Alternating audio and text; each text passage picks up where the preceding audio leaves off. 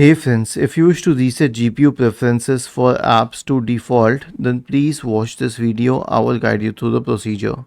Right click on the start button, select settings on the menu, go to the system tab on the list on the left hand side, and then select display, scroll down to graphics and click on graphics, and then scroll down to the app for which you wish to reset the GPU preferences. Okay, so if you have selected GPU preference at let Windows decide, then you cannot change it.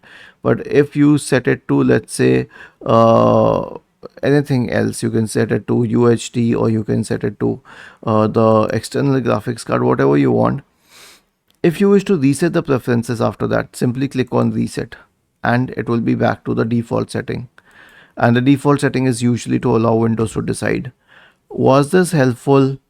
If yes, then please subscribe to the channel. If not, then let us know in the comment section of the video on how we could help you further.